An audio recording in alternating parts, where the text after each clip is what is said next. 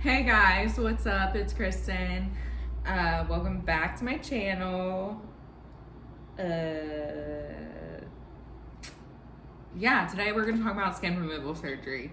So I have had two consultations with two different doctors for skin removal surgery.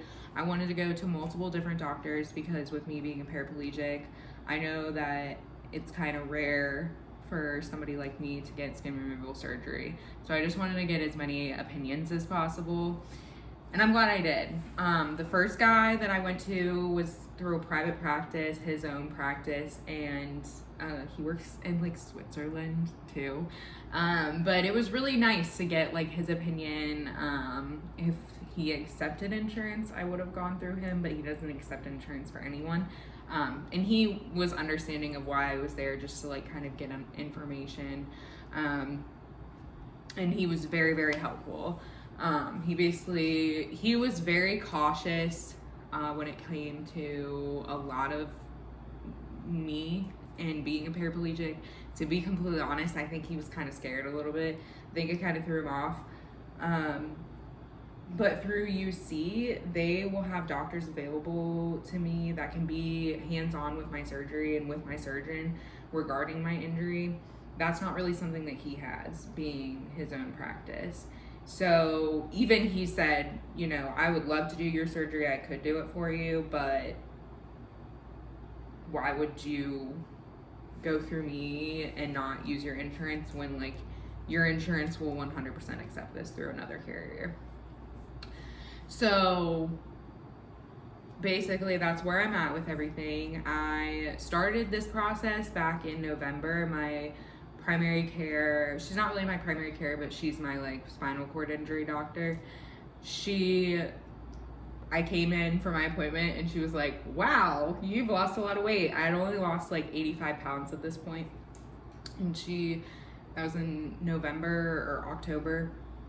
And she was like, wow, you've lost a lot of weight. Like, you need to get skin removal surgery. And I was like, yeah, I do, but I want to lose more. And she was like, okay, we'll just go whenever.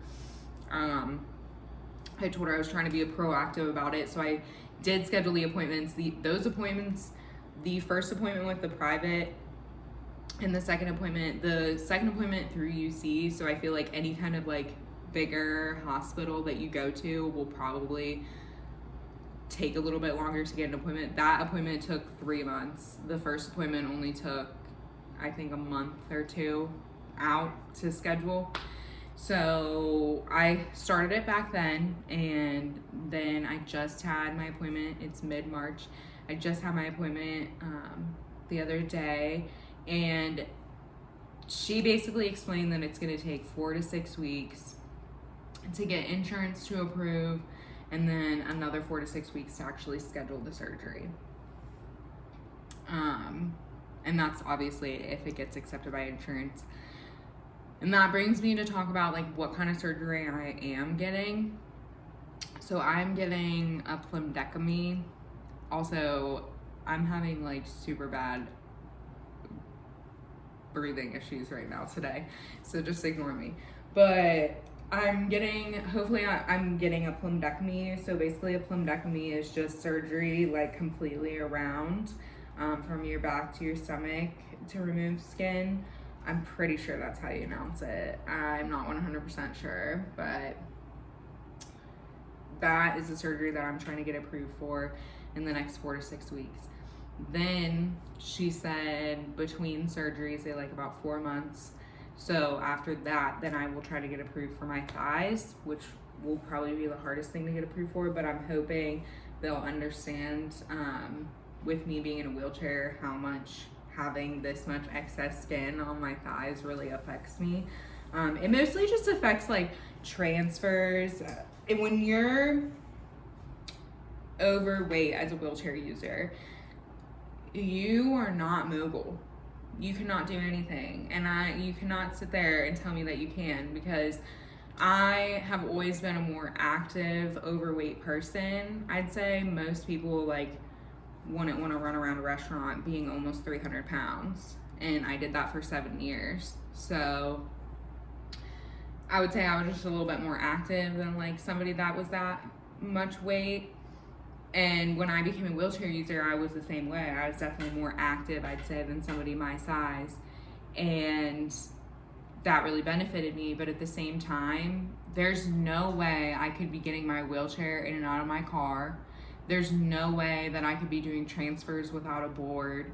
I wasn't doing any of those things. When I was overweight, I was not doing any of those things. I didn't start doing any of those things until after I had lost like 60 to 70 pounds. So it definitely affects your mobility, and having this excess skin now still affects my mobility. Not as much, but definitely I could be doing way more smoother transfers. I could probably be doing floor transfers way better. I've already started doing floor transfers, which is like a huge accomplishment. I'm really happy about that.